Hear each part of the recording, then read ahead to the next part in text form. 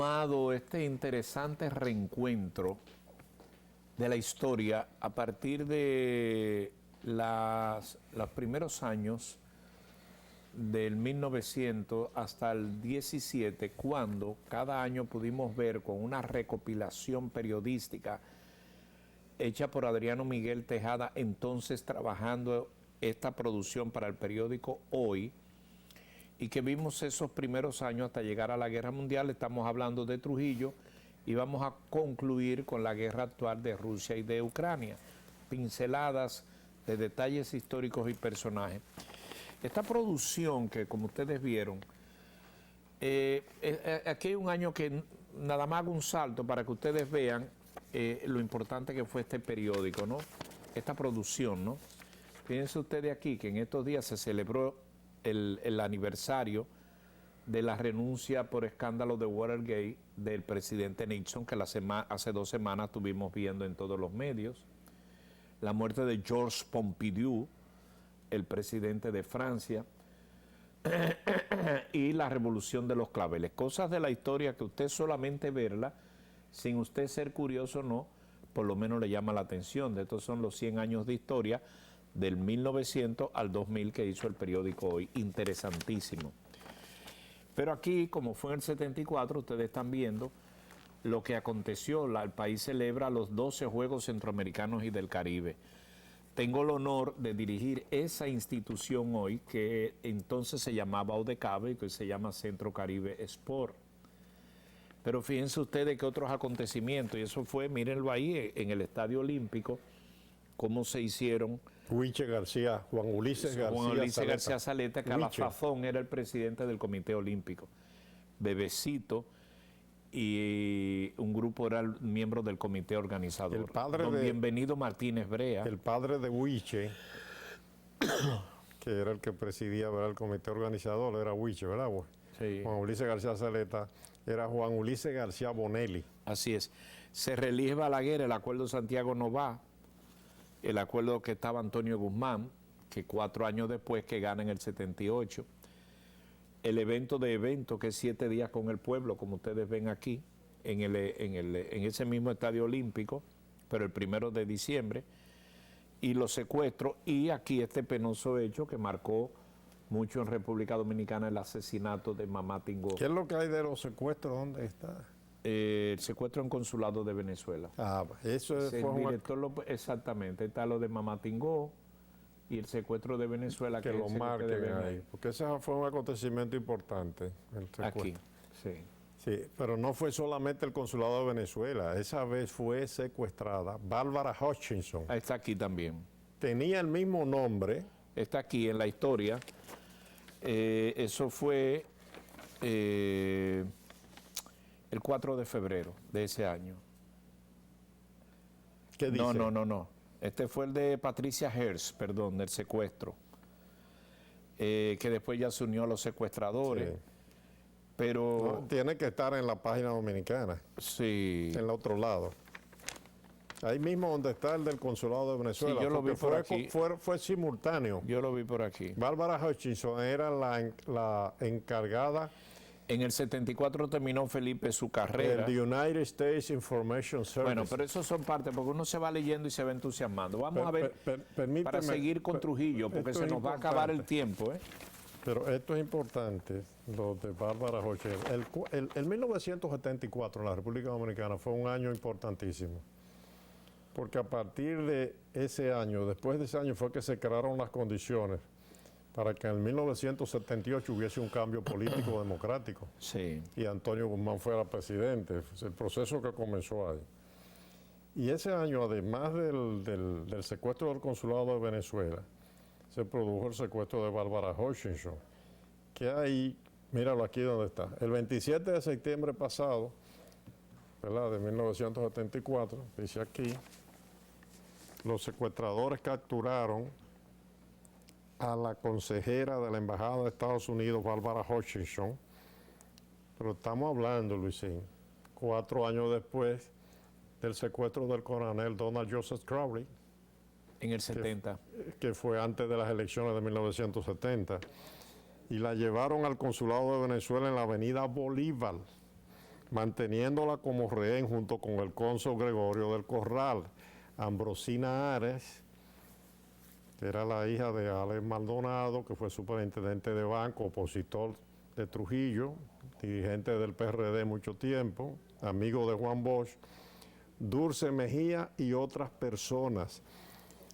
Yo recuerdo muy bien ese proceso porque la avenida Bolívar en la capital dominicana, Santo Domingo, en un pedazo estuvo cerrada no durante se podía mucho transitar tiempo. antes de llegar a la Máximo Gómez. Y dos colegas periodistas de trabajo que trabajábamos juntos en el periódico La Noticia, Silvio Erasme Peña, que era el director del periódico, y Luis Eduardo Lora Uchi, fueron detenidos y estuvieron 2 o 3 días en la policía, presos en el Palacio de la Policía Nacional, por un chisme que se inventaron, como que estaban vinculados al secuestro, y tuvimos que luchar por su libertad en esa ocasión. Un momento muy difícil.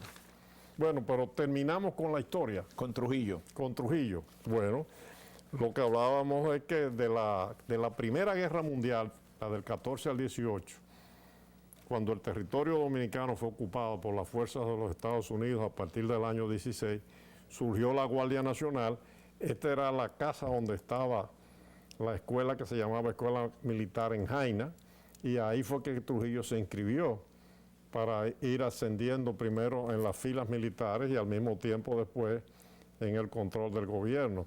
Mira, aquí hay un documento, Luisín, del ingenio Boca Chica del 19 de diciembre de 1908, recomendando a Trujillo que tenía buena conducta, porque él pudo haber participado en un acto de cuatrerismo, pero después se disciplinó realmente, posteriormente. Aquí está Trujillo, en el año 1924, ya cuando era mayor comandante del Departamento Norte de la Policía Nacional Dominicana, porque la Guardia Nacional, que crearon los americanos, después pasó a ser Policía Nacional Dominicana, que no es esta policía de ahora. La policía que conocemos hoy se fundó a principios de los años 30 con una fusión de todas las policías municipales. Esta Policía Nacional Dominicana del 1924 después pasó a ser, en el gobierno del presidente Horacio Vázquez, que gobernó desde el 24 al 30, el Ejército Nacional Dominicano. Y entonces ahí es que Trujillo pasa a comandar el Ejército Nacional Dominicano. Diciembre 6 de 1924, Horacio Vázquez, presidente de la República, firma este documento. Del presidente de la República al señor secretario de Estado del Interior, Policía, Guerra y Marina, a su despacho. Nombramiento del teniente coronel, jefe de Estado Mayor, Policía Nacional Dominicana. Le remito adjunto el nombramiento expedido a favor del señor Rafael L. Trujillo como teniente coronel, jefe de Estado Mayor de la Policía Nacional Dominicana, y Horacio Vázquez apenas tenía 6 meses como presidente. Es decir, que Trujillo se ganó la confianza de Horacio Vázquez desde el principio. Aquí está muy joven, en el año 1924 también, a raíz de su ascenso a teniente coronel del jefe de Estado Mayor, el juramento del cargo de Trujillo, firmado aquí, ya como comandante. Después hay otros documentos. Aquí está el histórico escritorio donde elaboró el generalísimo doctor Rafael Leonidas Trujillo Medina, cuando actuaba de coronel comandante de la Policía Nacional Dominicana, que se conserva en el recinto de la Fortaleza Osama. Antes de la Fortaleza Osama tenía unas instalaciones militares que después fueron eliminadas. Aquí está Trujillo en el año ya 1927, 3 años después, cuando ostentaba el grado de general de brigada, comandante en jefe del Ejército Nacional. Es decir, lo que era la Policía Nacional Dominicana, que había sustituido a la Guardia Nacional Dominicana, ya era ejército. Es el ejército que tenemos hoy día, que ha tenido continuidad en la historia, ha tenido cambios. Y aquí está el generalísimo Trujillo, cuando ostentaba el grado de general en jefe del Ejército Nacional, en su calidad de presidente de la República a partir del año 1930, etcétera, etcétera, de lo que se ha hablado tanto. Aquí está con el Papa, pero aquí ya no era presidente, pero fue como embajador, como diplomático, con el Papa Pío XII, eso fue el 16 de junio de 1954, en el Vaticano, cuando se firmó el concordato. Trujillo fue con un poder del presidente de la República, enviado como embajador extraordinario y plenipotenciario, confirmado por el Congreso Nacional para esa gestión y para firmar el concordato con la Santa Sede. En esa época también, o en esos días, había estado en España, donde había sido recibido por el generalísimo Francisco Franco, y el recibimiento que le dieron fue un recibimiento realmente de jefe de Estado en España, con todo. Fue un acontecimiento. Un acontecimiento. Un personaje de la historia dominicana del que se hablará eternamente, así como se habla de Enrique VIII en Inglaterra. ¿Qué te parece la situación Victoria de la guerra hoy día entre Rusia y Ucrania? Bueno, tenemos... O la invasión de Rusia a Ucrania. La guerra entre Rusia y Ucrania, que comenzó con lo que el presidente Vladimir Putin llama una operación militar.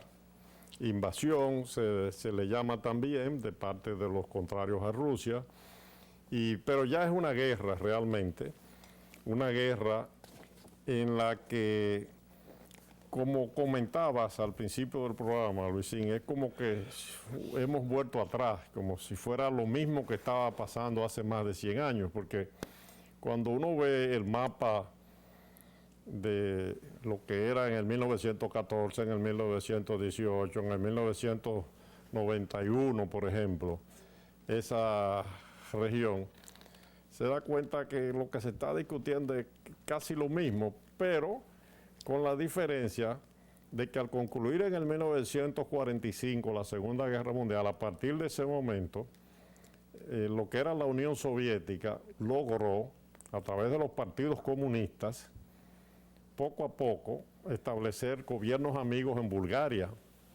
en Rumanía, en Hungría, en Checoslovaquia, que hoy es Eslovaquia y la República Checa. En Austria no, porque Austria se ha mantenido siempre neutral, y Austria fue el centro del Imperio Austro-Habsburgo, ¿verdad?, de la Primera Guerra Mundial. En Alemania, sabemos que Alemania fue dividida después de la Segunda Guerra. Entonces había lo que se llamaba la Alemania del Este o República Democrática Alemana, la otra era la República Federal Alemana, la del Occidente. En Polonia existía también un partido y un gobierno amigo de la Unión Soviética, pero sin embargo, ellos eran parte de lo que se llamaba el Pacto de Varsovia, que fue fundado en el 1954. Estos países, Bulgaria, Rumanía, Hungría, Austria, Checoslovaquia, Polonia, Alemania del Este.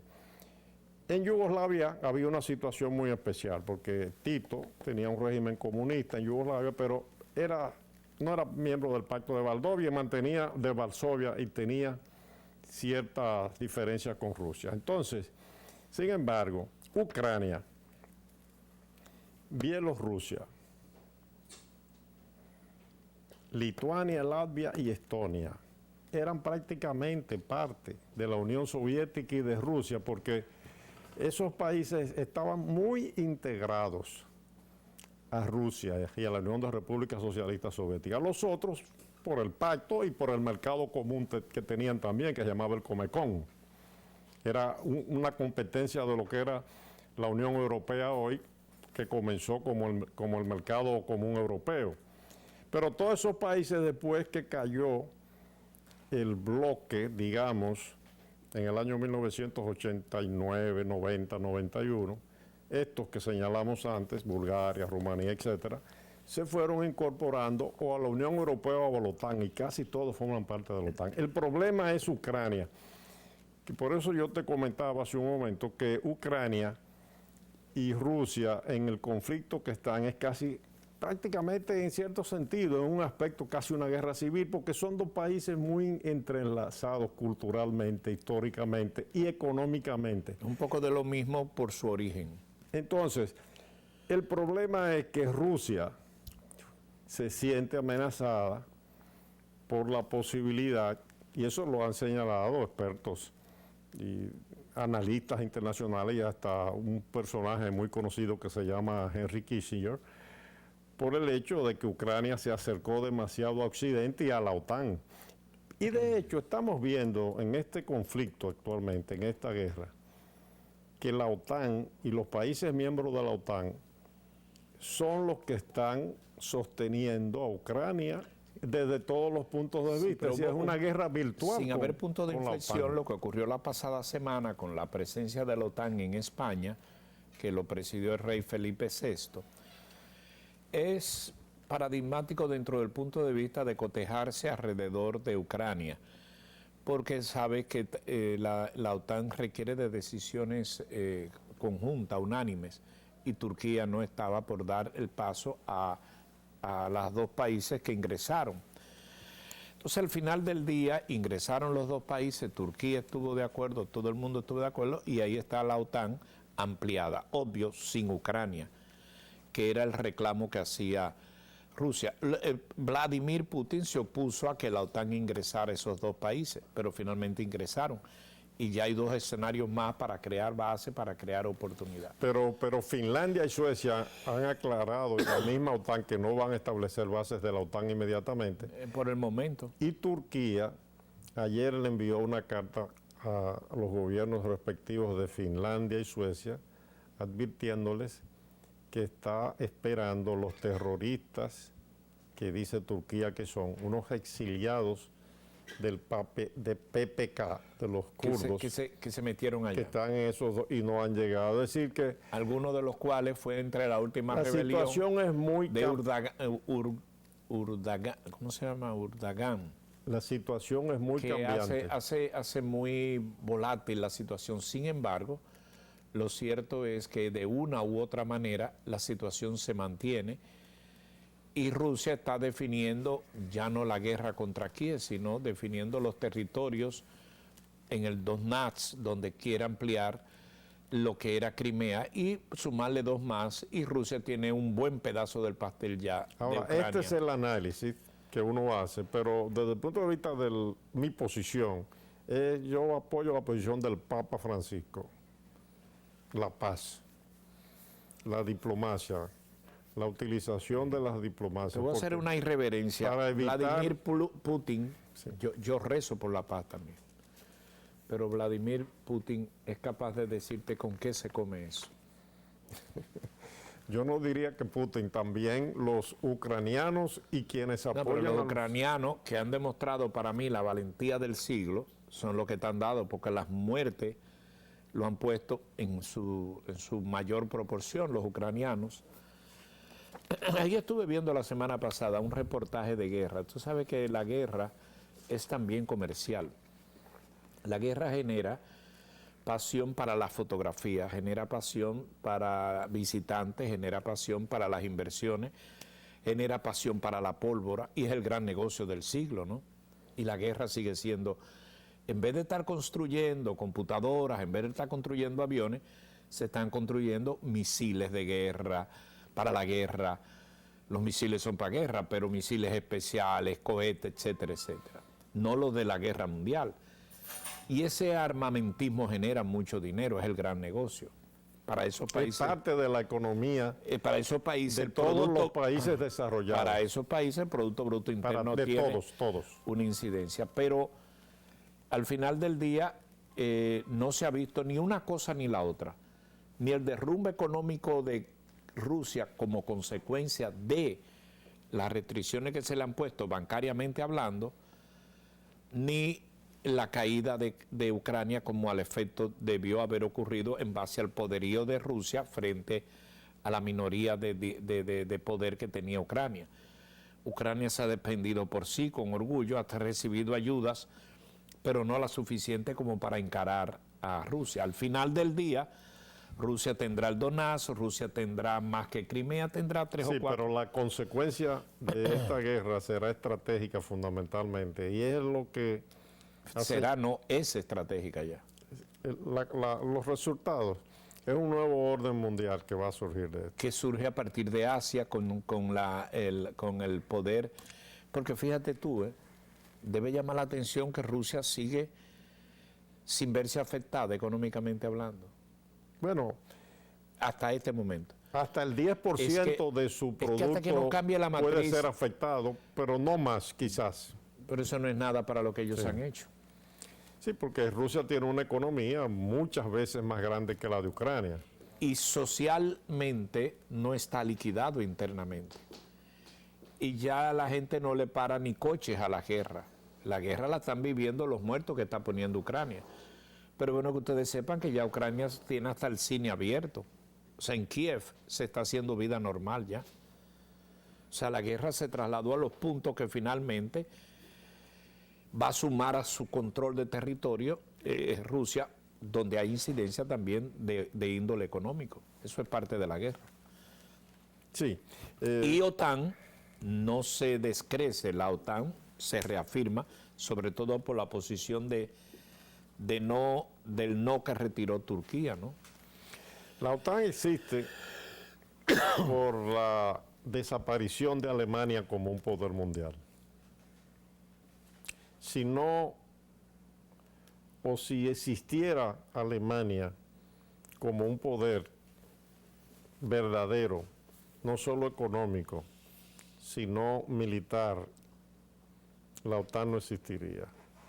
Porque la OTAN se creó para enfrentar el peligro, entre comillas, que representaba la Unión Soviética. Pero en realidad ya Alemania había sido repartida y estuvo dividida siempre.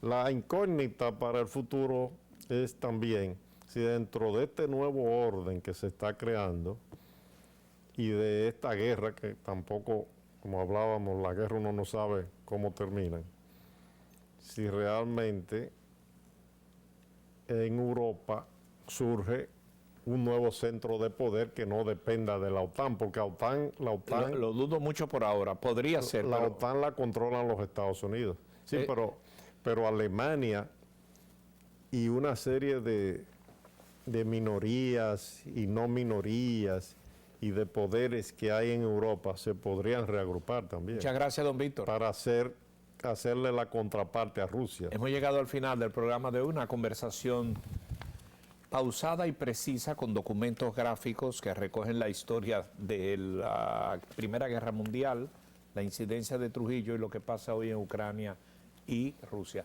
Espero que el contenido de esta conversación les haya permitido activar, recordar esa memoria gráfica y comentada de lo que es la historia, por lo menos en el siglo pasado.